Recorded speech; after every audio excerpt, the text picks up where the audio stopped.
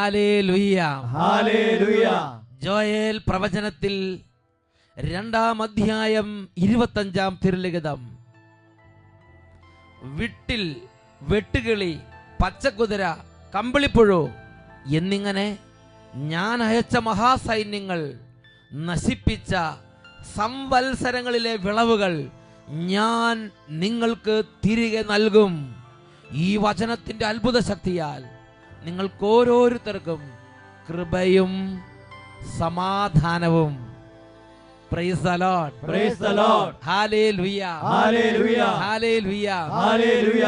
പ്രിയപ്പെട്ട സഹോദരങ്ങളെ, ഇന്ന് നാം ചിന്തിക്കുന്നത് നിന്റെ കൂട്ടുകെട്ട് സൂക്ഷിക്കുക എന്നതിനെ കുറിച്ചാണ്. ദൈവവചനം ഓരോ മേഖലകളിലേക്ക് ഇന്ന് കർത്താവ് അയക്കുമ്പോൾ അനേകം കുടുംബങ്ങളിൽ നിന്ന് കർത്താവ് പ്രത്യക്ഷപ്പെടും. അനേകം ജീവിതങ്ങളിൽ നിന്ന് കർത്താവ് തൊട്ട് അനുഗ്രഹിക്കും. അനേക പ്രശ്നങ്ങളിൽ നിന്ന് കർത്താവ് ഇടപെട്ട് കെട്ടുകൾ അഴിക്കും. ഒരു കുടുംബത്തിൻ്റെ അനുഭവം നമുക്ക് ശ്രദ്ധിക്കാം.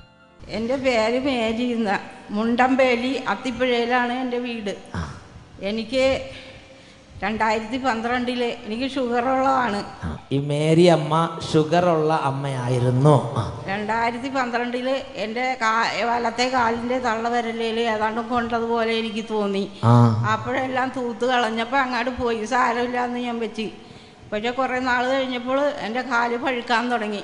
പഴുത്ത് വിരലിലെല്ലാം പഴുപ്പ് കയറി. കർത്താവെ, പഴുത്ത് വിരലിലെല്ലാം പഴുപ്പ് അങ്ങോട്ട് കയറി. എന്നിട്ട് 2-3 വിരല് കളഞ്ഞിട്ട് കളയണ്ടേ വന്നു. 2-3 വിരല് കളയണ്ടേ വന്നു. കാലിന്റെ അടിയിലും പഴുപ്പ് വന്നിട്ട് ഞെക്കി കളഞ്ഞാണ് മരുന്ന് വെച്ച് കെട്ടിക്കൊണ്ടിരുന്നത്. ഞാൻ അഭിഷേകാഗ്നി വീട്ടിലിരുന്ന് കാണുമായിരുന്നു. കർത്താവിനോട് പ്രാർത്ഥിച്ചു. ആശുപത്രിയിൽ നിന്ന് പേരും വെട്ടി വന്ന് വീട്ടിലിരുന്ന് പ്രാർത്ഥിച്ച. ആശുപത്രിയിലൊക്കെ പോയാലും വീട്ടിൽ വന്നിരുന്നിട്ട് അഭിഷേകാഗ്നി കണ്ട് കർത്താവിനോട് പ്രാർത്ഥിച്ച് എൻ്റെ 3 വിരലൊക്കെ കളയേണ്ടി വന്ന അമ്മയാ, എന്നെ സഹായിക്കണം എന്ന് പറഞ്ഞ് പ്രാർത്ഥിച്ചു. 2012 ഒക്ടോബർ അവസാനത്തെ ആഴ്ചയിൽ വെള്ളിയാഴ്ച 11 മണിക്കത്തെ അഭിഷേകാഗ്നി പ്രോഗ്രാം കണ്ടുകൊണ്ട് 2012-ാം ആണ്ടിലെ ഒക്ടോബറിൽ അവസാനത്തെ വെള്ളിയാഴ്ച അഭിഷേകാഗ്നി കണ്ടുകൊണ്ടിരിക്കുന്ന സമയത്ത് എന്താ ഉണ്ടായത്? ആ സ്തുതിപ്പിന്റെ സമയത്ത് കണ്ണടച്ച് പ്രാർത്ഥിക്കാൻ അച്ഛൻ പറഞ്ഞപ്പോൾ ഞാൻ പ്രാർത്ഥിച്ചോണ്ടിരുന്നു. ചില ആളുകൾ ആ സമയത്ത് പറയും ടി വി കൂടെ പറഞ്ഞൊന്നും അനുസരിക്കാൻ പറ്റില്ല, ഇടവക നേരിട്ട് പറഞ്ഞതേ ഞാൻ ചിലപ്പോൾ അനുസരിക്കുള്ളൂ. അപ്പോൾ പിന്നെ ടി വി കൂടെ പറയുമ്പോഴും അനുസരിക്കാൻ പറ്റുമെന്ന് പറഞ്ഞ് കണ്ണ് തുറന്നിരുന്ന് ഈ അമ്മച്ചി കണ്ണടച്ചിരുന്ന്. കണ്ണടയ്ക്കാൻ പറഞ്ഞപ്പോൾ കണ്ണടച്ച്, കൈ ഉയർത്താൻ പറഞ്ഞ് കൈ ഉയർത്തി, സ്തുതിക്കാൻ പറഞ്ഞപ്പോൾ സ്തുതിച്ച്, അമ്മച്ചി അങ്ങോട്ട് പ്രാർത്ഥിച്ചു. എന്നിട്ട് അപ്പോഴേക്കും ഞാൻ കണ്ടത് കർത്താവിന്റെ ചോര ഒഴുകുന്ന മുഖമാണ്. യേശുവിന്റെ തിരുമുറിവുകളുള്ള തിരുമുഖം ഈശോ പ്രത്യക്ഷപ്പെട്ട് കാണിച്ചു കൊടുത്ത്. ആ നിമിഷം തന്നെ എൻ്റെ കാലിൻ്റെ പാദത്തിന്റെ അടി പഴുപ്പ് ഞങ്ങൾ ഞെക്കിക്കളഞ്ഞാണ് മരുന്ന് ഇട്ടുകൊണ്ടിരുന്നത്. അപ്പോഴത് സുഖമായി. ആ നിമിഷം തന്നെ കാലിലെ ആ പഴുപ്പ് ഇങ്ങനെ പതുപതാന്ന് പറഞ്ഞിരുന്ന പഴുപ്പ് അങ്ങോട്ട് സുഖമായി. മുറിവുകളെല്ലാം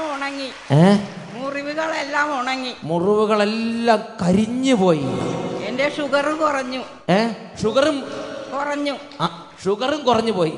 അതെ, കുറഞ്ഞു പോയോ? അല്ല, ഷുഗർ പോയി. അപ്പൊ ഇപ്പൊ 2 വർഷമായി എന്റെ കാല് സുഖമായിട്ട്, പരിപൂർണ സുഖമായി. പിന്നെ ചികിത്സയില്ല അല്ലേ? പിന്നെ ബുദ്ധിമുട്ടില്ലല്ലോ? പിന്നെ പഴുപ്പ് കയറിയിട്ടില്ലല്ലോ? കർത്താവ് അത്ഭുതകരമായി അങ്ങോട്ട് സുഖം. ഇപ്പൊ കാലൊക്കെ നിലത്ത് കൂടി നടക്കാവോ? കാല് ചവിട്ടി ഞാൻ പള്ളിയിൽ പോയി കുർബാന കാണും. നേരത്തെ അങ്ങനെയൊന്നും ബുദ്ധിമുട്ടുണ്ടായിരുന്നു? എല്ലാ ആവശ്യങ്ങൾക്കും പോകും. നേരത്തെ അങ്ങനെ പുറത്തേക്ക് പോകാനൊക്കെ ബുദ്ധിമുട്ടുണ്ടായിരുന്നോ? ബുദ്ധിമുട്ട് അപ്പൊ മരുന്ന് വെച്ച് കെട്ടണ കാരണം ഉണ്ടല്ലോ, മരുന്നിങ്ങനെ വെച്ച് കെട്ടി ഇങ്ങനെ നടക്കുമ്പോ ഒരു പണിയാ. ഇപ്പോഴതൊക്കെ മാറി. അവർക്ക് പറഞ്ഞ ഹല്ലേലൂയ. നോക്കിയ പഴുത്ത് ഇങ്ങനെ പഴുപ്പ് ഞെക്കി കളഞ്ഞ് മരുന്ന് വെച്ചോണ്ടിരുന്ന ആ പാദം അഭിഷേകത്തിനെ കണ്ട് യേശുവേ എന്ന് പറഞ്ഞ് കരഞ്ഞ് പ്രാർത്ഥിച്ച് നോക്കിയപ്പം പഴുപ്പ് അപ്രത്യക്ഷമായി. കാലിലെ മുറിവുകൾ കരിഞ്ഞ്. Praise the Lord, hallelujah. ഒരു കാര്യം ചെയ്തുള്ളൂ. അച്ഛൻ ടി വി കൂടെ പറഞ്ഞു, ഇപ്പോൾ നിങ്ങൾ കണ്ണുകൾ അടച്ച് കൈകൾ ഉയർത്തി സ്തുതിക്കാൻ പറഞ്ഞു.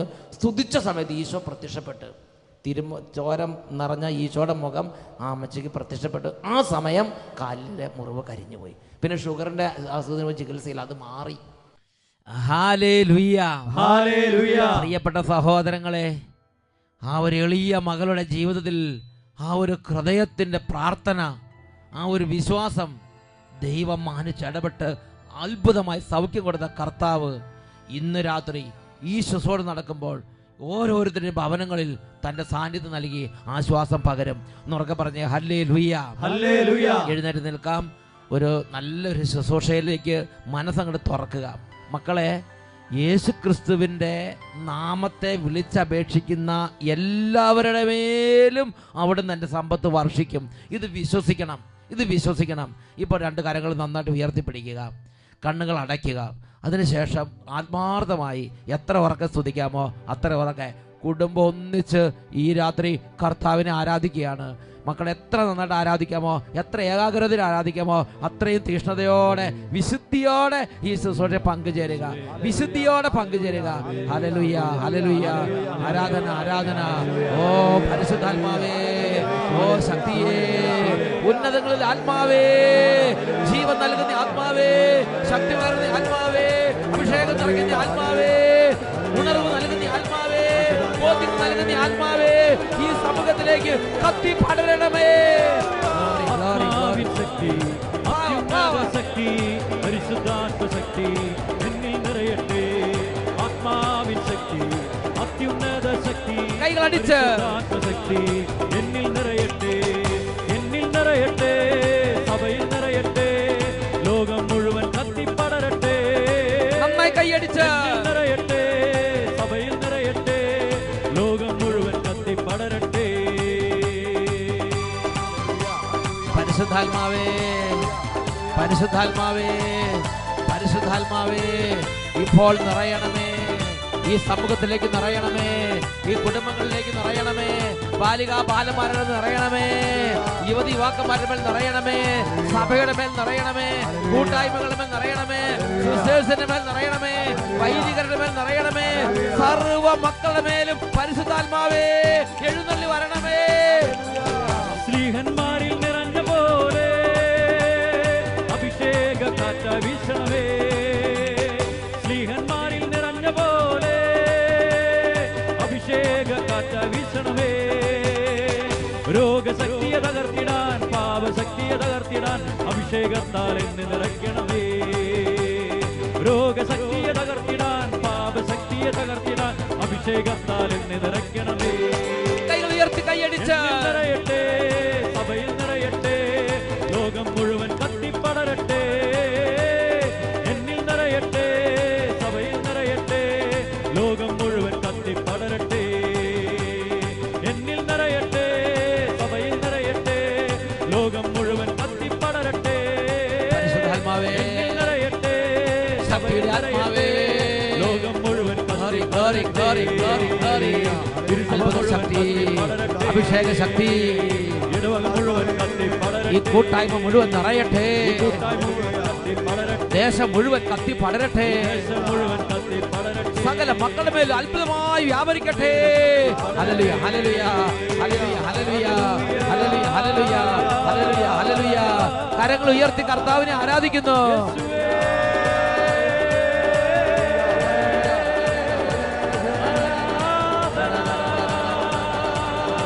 സ്വാതന്ത്ര്യത്തോടെ കർത്താവിനെ ആരാധിക്കുന്നു.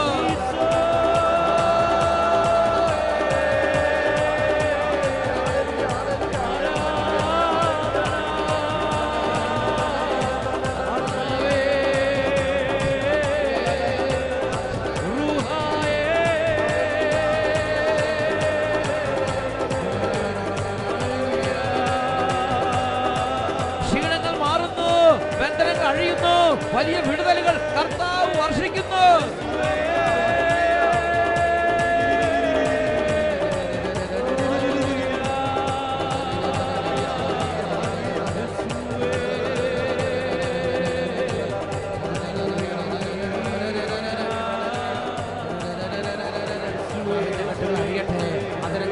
മാറട്ടെ, കുടുംബങ്ങളുടെ തടസ്സങ്ങൾ മാറട്ടെ, വഴക്കും കലഹങ്ങളും നീങ്ങട്ടെ, സമാധാനങ്ങൾ മാറട്ടെ, വിടുതലുകൾ സംഭവിക്കട്ടെ, മാരക വ്യാധികൾ വിട്ടൊഴിയട്ടെ, എല്ലാ പകർച്ചവ്യാധികൾ വിട്ടുപോകട്ടെ, സാമ്പത്തിക തകർച്ചകൾ മാറട്ടെ, വിദ്യാർത്ഥികൾ അഭിഷേകം പ്രാപിക്കട്ടെ, കുട്ടികൾ അഭിഷേകം പ്രാപിക്കട്ടെ, കുട്ടികൾ സൗഖ്യം പ്രാപിക്കട്ടെ, യുവതി യുവാക്കന്മാർ അഭിഷേകം പ്രാപിക്കട്ടെ.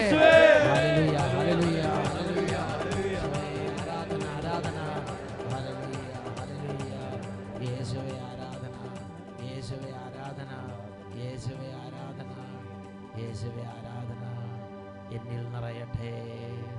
സഭയിൽ നിറയട്ടെ, സമൂഹം മുഴുവൻ നിറയട്ടെ.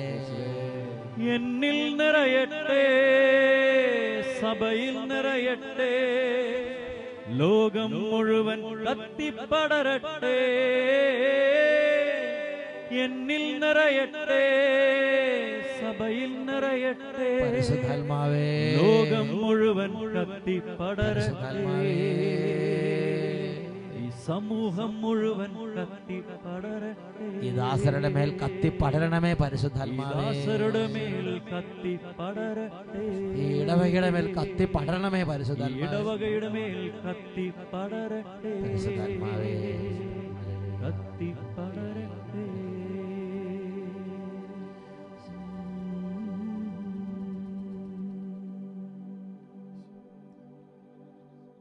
ഈശോ മിശിഹായുടെ എല്ലാ വാഗ്ദാനങ്ങൾക്കും ഞങ്ങൾ യോഗ്യരാകുവാൻ സർവേശ്വരന്റെ പരിശുദ്ധ മാതാവേ, ഞങ്ങൾക്ക് വേണ്ടി അപേക്ഷിക്കണമേ. നിത്യം പിതാവും പുത്രനും പരിശുദ്ധാത്മാവുമായ സർവേശ്വര എന്നേക്കും ആമേൻ. ഈശോ മിശിഹായിക്ക് സ്തുതിയായിരിക്കട്ടെ. ഇരിക്കാം. പ്രിയപ്പെട്ട സഹോദരങ്ങളെ, അട്ടപ്പാടിയിൽ നിന്ന് ആദ്യം തന്നെ നിങ്ങളെല്ലാവരെയും അഭിവാദനം ചെയ്യുകയാണ്. ഇന്ന് അനേകം കുട്ടികളും യുവതിവാക്കന്മാരും ഈ ശുശ്രൂഷയിൽ പങ്കുചേർന്നുകൊണ്ടിരിക്കുന്നുണ്ട്. എല്ലാവരോടും ഞാൻ അഭ്യർത്ഥിക്കുകയാണ്, ഈ ശുശ്രൂഷയിൽ പങ്കുചേരുന്ന എൻ്റെ പ്രിയപ്പെട്ടവരായ കുട്ടികൾക്കും യുവതിവാക്കന്മാർക്കും വേണ്ടി നിങ്ങളെല്ലാവരും ഈ സമയം പ്രാർത്ഥിച്ചുകൊണ്ടിരിക്കണം.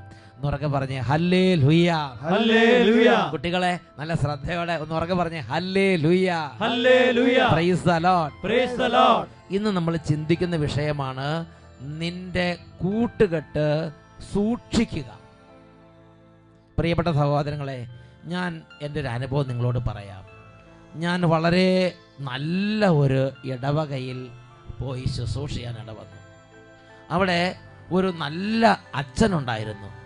ആ അച്ഛൻ്റെ നേതൃത്വത്തിൽ ആ ഇടവക ഒരു സ്വർഗതുല്യമായ ഒരു ഇടവക. രാവിലെ ഇട ദിവസത്തെ കുർബാനയ്ക്ക് പോലും ചെന്നാൽ പള്ളി നിറച്ചു ആളുകൾ, ധ്യാനത്തിന് ആ പരിസരം നിറയെ ആളുകൾ വന്ന് ദൈവവചനം കേൾക്കാനിരിക്കുക. വളരെ നല്ല ജനങ്ങൾ. എനിക്ക് ആ ഇടവയെക്കുറിച്ച് ഭയങ്കരമായ ഒരു മതിപ്പും ഭയങ്കരമായ ഒരു അപ്രീസിയേഷനും തോന്നി. വർഷങ്ങൾ കഴിഞ്ഞു. ഈ അടുത്ത കാലത്ത് ഞാൻ ആ ഇടവയെക്കുറിച്ച് കേൾക്കാൻ ഇടവന്നു. തമ്മി തല്ലി ഛിന്ന ഭിന്നമായി കിടക്കുന്നൊരു ഇടവകയായി മാറിയിരിക്കുകയാണ്. തമ്മി തല്ലി ഛിന്ന ഭിന്നമായി കിടക്കുന്നൊരു ഇടവക. വലിയ കൺഫ്യൂഷൻസ്, വലിയ ടെൻഷൻ, സമാധാനം ഇല്ലാത്ത ഒരു ഇടവകയായി ഇടവക മാറിയിരിക്കുകയാണ്. പ്രാർത്ഥന കുറഞ്ഞു. ആളുകൾ അനേകം പള്ളികളിലേക്ക് ചെതറിപ്പോയി. കുർബാനയ്ക്ക് ആളുകൾ വളരെ കുറഞ്ഞു. പ്രിയപ്പെട്ട സഹോദരങ്ങളെ, ഞാൻ വേദനയോടെ അന്വേഷിച്ചു, ദൈവമേ, സ്വർഗതുല്യമായിരുന്ന ഇടവക എങ്ങനെ ഇതുപോലെയായി മാറി? ചപ്പും ചവറും ചണ്ടിയും പോലെ അത് രൂപാന്തരപ്പെട്ടിരിക്കുക. അവിടെ ഞാൻ അന്വേഷിച്ചപ്പോൾ മനസ്സിലായത് എങ്ങനെയാണ്? ആദ്യത്തെ വികാരിയച്ഛൻ മാറി, വേറൊരു വികാരിയച്ഛൻ വന്നു. ആ അച്ഛന് നല്ല അച്ഛനാ, നല്ല നിഷ്കളങ്കനായ അച്ഛനാ, എനിക്കറിയാം, നല്ല അച്ഛനാ എന്ന് ഞാൻ വിചാരിക്കുകയാണ്. എന്നാൽ ആ അച്ഛൻ ഉപദേശം തേടിയത് ആ ഇടവകയിൽ ഒട്ടും സഹകരിക്കാതിരുന്നവരും പല തരത്തിലുള്ള അവസ്ഥയിരുന്ന ആളുകളോടാണ് ഉപദേശം തേടിയത്. മുൻ വികാരിയച്ഛൻ്റെ കൂടെ ആത്മാർത്ഥമായി അധ്വാനിച്ചവരും ആ ഇടവകയ്ക്ക് വേണ്ടി ചത്ത് പണിയെടുത്തവരുമായ വലിയൊരു ജനത അവരെ പാടെ അവഗണിച്ചിട്ട് അച്ഛൻ എന്തോ ഇഷ്ടം തോന്നിയ ചില ആളുകളുണ്ട്. അവർ എന്നും വന്ന് ചെവിയിൽ ഓരോ കാര്യങ്ങൾ ഉപദേശിക്കാൻ തുടങ്ങി. അതനുസരിച്ച് അച്ഛൻ പ്രവർത്തിച്ച് ഇടവക ഛിന്ന ഭിന്നമായി. പ്രിയപ്പെട്ട സഹോദരങ്ങളെ, ഇടവക ഛിന്ന ഭിന്നമായി. കർത്താവിനോട് ഞാൻ പ്രാർത്ഥിച്ചു, ദൈവമേ, ആ അച്ഛൻ നല്ല ഹൃദയമുള്ള അച്ഛനാണ്, ഇടവകയിലെ ജനങ്ങൾ നല്ല ജനങ്ങളാ, ഒരുപാട് നന്മ അങ്ങ് വർഷിച്ചിട്ടുള്ള സ്ഥലമാ, എന്തുകൊണ്ട് ഈ ദുർഗതി ഉണ്ടായി? അപ്പോൾ കർത്താവ് എനിക്ക് വെളിപ്പെടുത്തി തന്ന ഒരു വചനഭാഗമാണ് രാജാക്കന്മാരുടെ 1-ാം പുസ്തകം 12-ാം അധ്യായം 1 മുതൽ 14 വരെ തിരുലിഖിതങ്ങൾ. അവിടെ സോളമൻ എന്ന് പറയുന്ന ഒരു രാജാവ്, അദ്ദേഹത്തിൻ്റെ മരണശേഷം അടുത്തൊരു ഭരണാധികാരി രംഗത്തേക്ക് വരികയാണ്. സോളമൻ്റെ മകനായ റഹോബോവാം എന്ന രാജാവാണ് സോളമന് ശേഷം ഭരണാധികാരിയായി വന്നത്. ആ രാജാവിന്റെ പേരെന്താന്ന് ഉറക്കെ പറയാമോ? റഹോബോവാം. ഒന്നും കൂടെ പറ.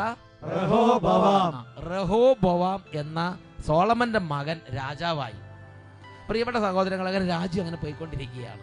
പക്ഷെ സോളമന്റെ മകന്റെ പ്രത്യേകത, അപ്പൻ്റെ കാലത്ത് അപ്പൻ്റെ കൂടെ നിന്ന് നല്ല പരിചയം ഉണ്ടായിരുന്ന ആ ആളുകളുടെ ആരുടെ ഉപദേശം കേൾക്കുക, പകരം ഇവൻ്റെ കൂടെ ഇങ്ങനെ കളിച്ച് മതിച്ച് നടക്കണ പ്രത്യേക പ്രകൃതക്കാരായ ചില ദുർമാർഗികളുണ്ട്. അവരുടെ കൂട്ടുകെട്ട് കൂടി നടക്കുക, അവരുടെ ഉപദേശം കേൾക്കുക. ഇതായിരുന്നു റഹോബോവാമിൻ്റെ ഒരു സ്വഭാവം. പ്രിയപ്പെട്ട സഹോദരങ്ങൾ, അപ്പോൾ പാവപ്പെട്ട ജനങ്ങള്, ഇസ്രായേൽ ജനങ്ങള് ഈ രാജാവിൻ്റെ അടുത്ത് ചെന്നു, റഹോബോവാമിൻ്റെ അടുത്ത് ചെന്ന് പറഞ്ഞു, ഞങ്ങൾക്കിപ്പോൾ കഷ്ടമാ, പട്ടിണിയാ, വളരെ ഞെരുക്കമുണ്ട്, കുറച്ച് കാര്യങ്ങളിൽ ഒരു കൺസെഷനൊക്കെ ചെയ്തു തരണം. അതാണ് 12-ാം അധ്യായത്തിലെ 4-ാമത്തെ തിരുലിഖിതം. അങ്ങയുടെ പിതാവ് ഞങ്ങളുടെ മേൽ വച്ചത് ഭാരമേറിയ നുകമാണ്. ഞങ്ങളുടെ ജോലിയുടെ കാഠിന്യവും അവൻ വെച്ച നുകത്തിൻ്റെ ഭാരവും അങ്ങ് ലഘൂകരിക്കണം. ഞങ്ങൾ അങ്ങയെ സേവിച്ചു കൊള്ളാം. ഈ ജനങ്ങളുടെ സങ്കടം രാജാവിനോട് ചെന്ന് പറഞ്ഞു. പ്രിയപ്പെട്ട സഹോദരങ്ങളെ, ഉടനെ രാജാവ് പറഞ്ഞു, ആലോചിക്കട്ടെ, പറയാമെന്ന് പറഞ്ഞു. അങ്ങനെ ജനങ്ങളെ പറഞ്ഞയച്ചു. അതിനുശേഷം ഈ രാജാവ് സോളമന് ഉപദേശം കൊടുത്തിരുന്ന നല്ല തെളിഞ്ഞ മനുഷ്യരുണ്ടായിരുന്നു, നല്ല പക്വതയുള്ളവര്. അവരോട് ചോദിച്ചു, ഞാൻ ഈ ജനത്തിന് എന്ത് മറുപടിയാണ് കൊടുക്കേണ്ടത്? അതാണ് 1 രാജാക്കന്മാർ 12-ാം അധ്യായം 6ഉം 7ഉം തിരുലിഖിതങ്ങൾ. ജനം മടങ്ങിപ്പോയി. റഹോബോവാം തൻ്റെ പിതാവായ സോളമൻ രാജാവിൻ്റെ വൃദ്ധരായ ഉപദേശകരോട് ആലോചിച്ചു, ജനത്തിന് എന്ത് ഉത്തരം നൽകണമെന്നാണ് നിങ്ങളുടെ അഭിപ്രായം? അവർ പറഞ്ഞു, അങ്ങ് അവർക്ക് വഴങ്ങി ദയാപൂർവം മറുപടി നൽകുകയും അവരെ സേവിക്കുകയും ചെയ്താൽ അവർ എന്നും അങ്ങയുടെ ദാസന്മാരായിരിക്കും. മുതിർന്നവരുടെ ഉപദേശം നിരസിച്ച് അവൻ തന്നോടൊത്ത് വളർന്ന പാർശ്വമതികളായ യുവാക്കന്മാരുടെ അടുക്കലേക്ക് പോയി.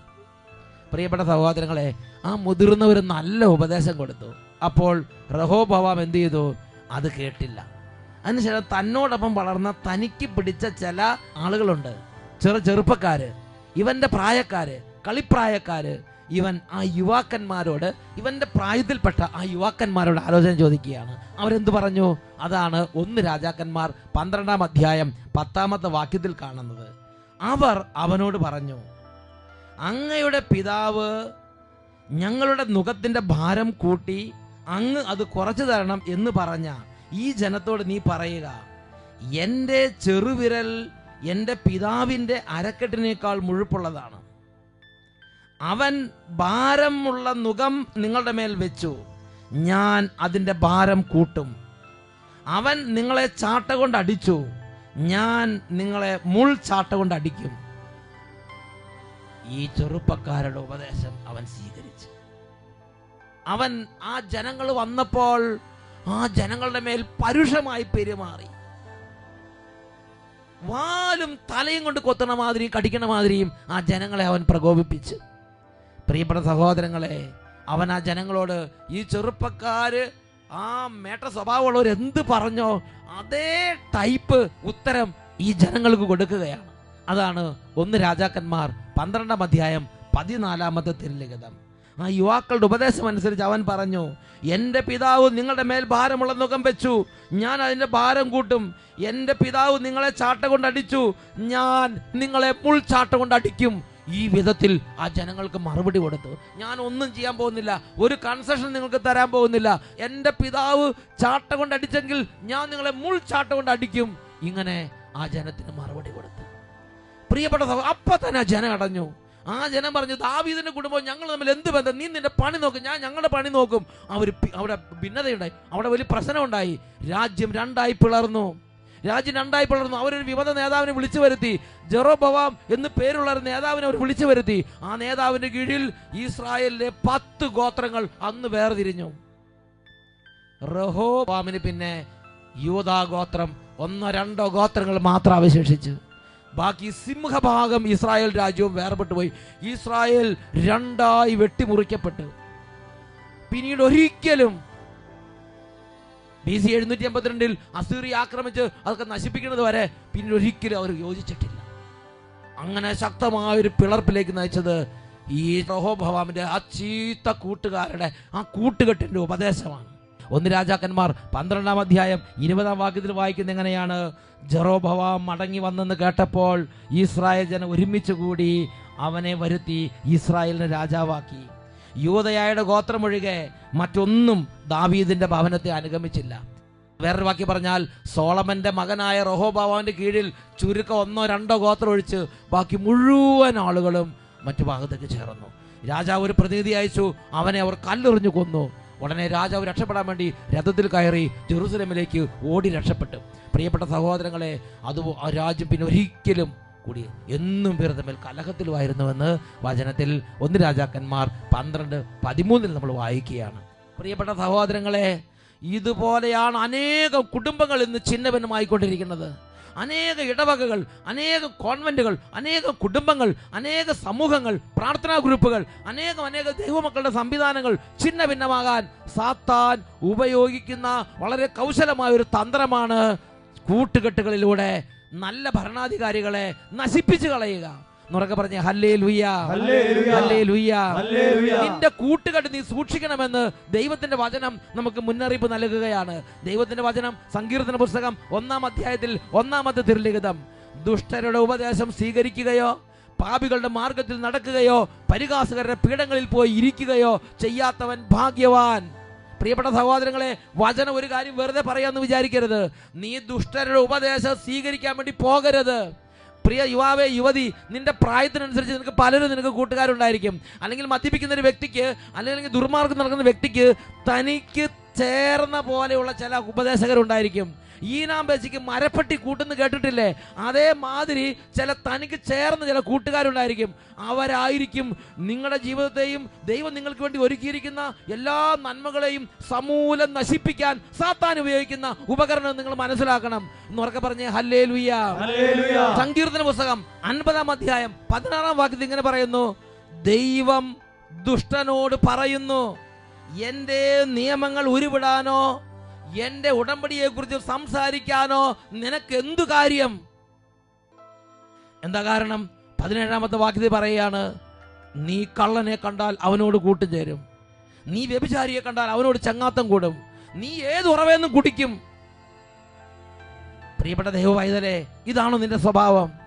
നീ ഒരു ആത്മീയ മാർഗത്തിൽ നടക്കുന്ന വ്യക്തിയാണെങ്കിൽ, നിന്റെ കുടുംബത്തിൽ ദൈവാനുഗ്രഹം ഉണ്ടാകണമെങ്കിൽ, നിന്റെ കുടുംബത്തിൽ ദൈവം വസിക്കണമെങ്കിൽ വചനം കർശനമായ ഒരു കാര്യം പറയുന്നുണ്ട്, നീ ദുഷ്ടനെ പരിഹാസ്യനായി കരുതുകയും ദൈവഭക്തനോട് ആദരം കാണിക്കുകയും ചെയ്യും. നിന്റെ കൂട്ടുകെട്ട് നീ പരിശോധിച്ച് നോക്കണം. ഇത് കർത്താവ് വചനത്തിലൂടെ അഭ്യർത്ഥിക്കുകയാണ്.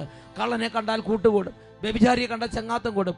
ആര് നിനക്ക് പറ്റിയ ഇണയാണെങ്കിൽ, ആര് നിനക്ക് പറ്റിയ കൂട്ടാണെങ്കിൽ നിന്നിൽ ആത്മീയത വളരില്ല, നിന്റെ കുടുംബത്തിൽ കർത്താവിന്റെ സാന്നിധ്യം നിലനിൽക്കില്ല. ഇത് തന്നെയാണ് വചനം മുന്നറിയിപ്പ് നൽകുന്നത്. ദൈവവചനം ചോദിക്കുകയാണ് 50-ാം സങ്കീർത്തനത്തിൽ 16-ാം തിരുലിഖിതം, ദൈവം ദുഷ്ടനോട് ചോദിക്കുന്നു, എൻ്റെ വചനങ്ങൾ ഉരുവിടാനോ എൻ്റെ നിയമങ്ങളെ കുറിച്ച് സംസാരിക്കാനോ നിനക്കെന്തു കാര്യം? 17-ാം വാക്യത്തിൽ പറയാണ്, കള്ളനെ കണ്ടാൽ നീ അവനോട് കൂട്ടുകൂടും, വ്യഭിചാരിയെ കണ്ടാൽ നീ അവനോട് ചങ്ങാത്തം കൂടും. ഈ നിമിഷങ്ങളിൽ എഴുന്നേറ്റ് നിന്ന് നമുക്ക് പ്രാർത്ഥിക്കാം. കർത്താവായ യേശുവേ, ഞങ്ങളുടെ ജീവിതങ്ങളിലേക്ക് ഇടപെടണമേ, വിടുവിക്കണമേ. അന്ധകാര കോട്ടകൾ തകരട്ടെ, സാത്താന്റെ കൗശലങ്ങൾ തകരട്ടെ. കരങ്ങൾ ഉയർത്തി ഉറക്കെ സ്തുതിക്കുന്നു. തകരട്ടെ.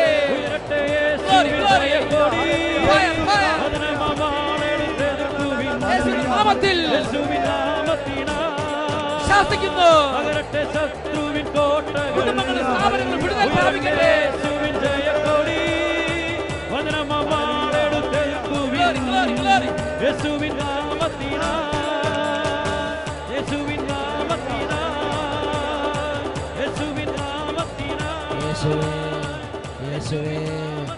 യേശുവേ, അഭിഷേകം ചെയ്യണമേ, അഭിഷേകം ചെയ്യണമേ, കൃപ നിറയട്ടെ. Hallelujah, hallelujah.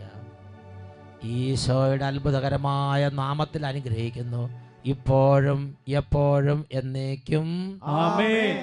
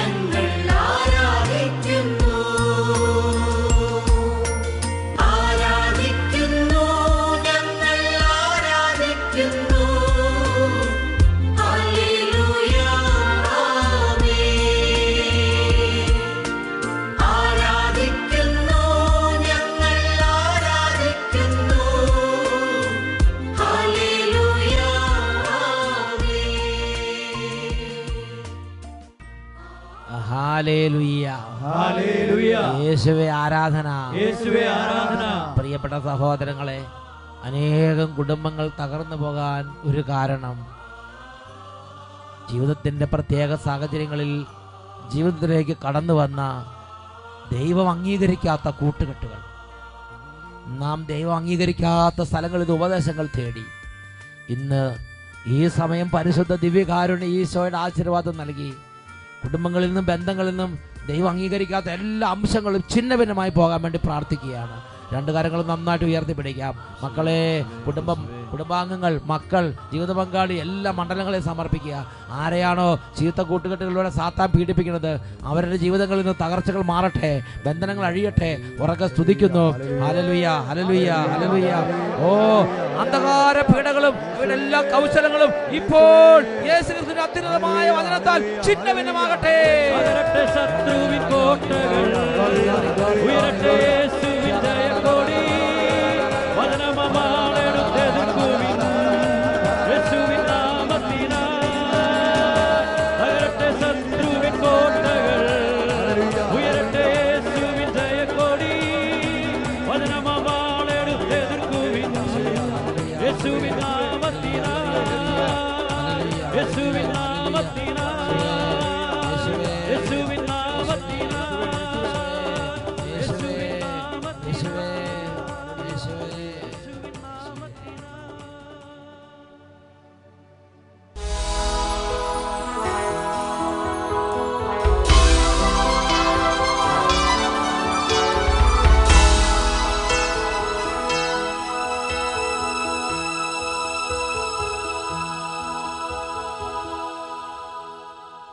മഹത്വം മഹത്വമെന്നേശുവേ, ആരാധന സ്തുതി ആരാധന, കോടി കോടി നന്ദി യേശുവേ, കോടി നന്ദി നിനക്കേശുവേ. മഹത്വം മഹത്വമെന്നേശുവേ, ആരാധന സ്തുതി